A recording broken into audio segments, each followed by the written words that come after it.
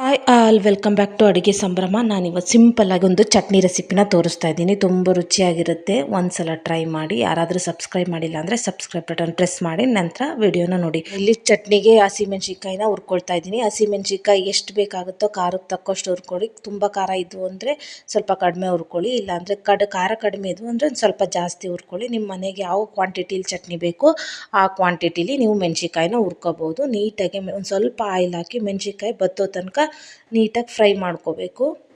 Almost ಎಲ್ಲರ ಮನೇಲೂ ಅಡುಗೆ ಮಾಡ್ತಾರೆ. ಇದೇ ರೆಸಿಪಿನ ಮಾಡ್ತಿರ್ತಾರೆ. ಆದರೆ ಒಬ್ಬೊಬ್ಬರು ಮಾಡೋ ಮೆಥಡ್ ಬೇರೆ ಇರುತ್ತೆ, ಒಬ್ಬೊಬ್ಬರು ಟೇಸ್ಟ್ ಕೂಡ ಬೇರೆ ಇರುತ್ತೆ.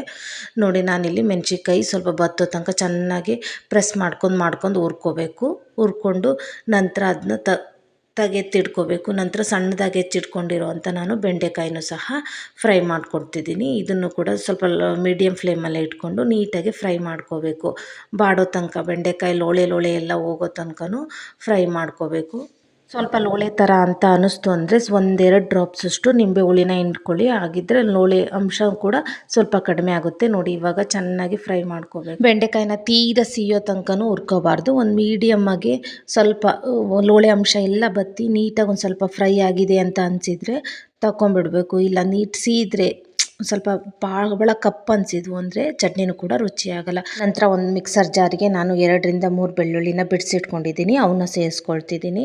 ನಂತರ ಒಂದು ಸ್ವಲ್ಪ ರುಚಿಗೆ ಎಷ್ಟು ಬೇಕಾಗುತ್ತೋ ಅಷ್ಟು ಉಪ್ಪನ್ನು ಕೂಡ ಸೇರಿಸ್ಕೊಳ್ತಾ ಇದ್ದೀನಿ. ಒಂದು 1/4 ಸ್ಪೂನಷ್ಟು ಜೀರಿಗೆ, ಆಮೇಲೆ 1-2 ಎಸಳಷ್ಟು ನಾನು ಕರಿಬೇವನ್ನು ಕೂಡ ಸೇರಿಸ್ಕೊಳ್ತಾ ಇದ್ದೀನಿ. ನಂತರ ತೊಳೆದಿಟ್ಕೊಂಡಿರುವಂಥ ಕೊತ್ತಂಬರಿನೂ ಕೂಡ ಸೇರಿಸ್ಕೊಳ್ತಾ ಇದ್ದೀನಿ. ನಂತರ ಹುರಿದಿಟ್ಕೊಂಡಿರುವಂಥ ಮೆಣಸಿನ್ಕಾಯಿನೂ ಕೂಡ ಅದಕ್ಕೆ ಸೇರಿಸ್ಕೊಳ್ತಾ ಇದ್ದೀನಿ. ನಂತರ ಎತ್ತಿಟ್ಕೊಂಡಿದ್ನಲ್ಲ ಆ ಬೆಂಡೆಕಾಯಿನೂ ಕೂಡ ಮಿಕ್ಸರ್ ಜಾರ್ಗೆ ಸೇರಿಸ್ಕೊಂಡು ಮಿಕ್ಸರ್ ಜಾರ್ ಕ್ಲೋಸ್ ಮಾಡಿಕೊಂಡು ಒಂದು 3-4 ರೌಂಡ್ ಓಡಿಸ್ಬಿಟ್ರೆ ಸಣ್ಣಕ್ಕಾಗ್ಬಿಡುತ್ತೆ. ಬಿಸಿ ಇದ್ದಾಗಲೇ ಚಟ್ನಿ ಮಾತ್ರ ತುಂಬ ರುಚಿಯಾಗಿರುತ್ತೆ. ಅನ್ನಕ್ಕೆ ಜೊತೆನೂ ಊಟ ಮಾಡ್ಬೋದು, ರೊಟ್ಟಿ ಜೊತೆನೂ ಊಟ ಮಾಡ್ಬೋದು. ವಿಡಿಯೋ ನಿಮ್ಗೆ ಸ್ವಲ್ಪನಾದರೂ ಇಷ್ಟ ಆದರೆ ಲೈಕ್ ಮಾಡಿ, ಶೇರ್ ಮಾಡಿ, ಸಬ್ಸ್ಕ್ರೈಬ್ ಮಾಡಿ. Thank you all.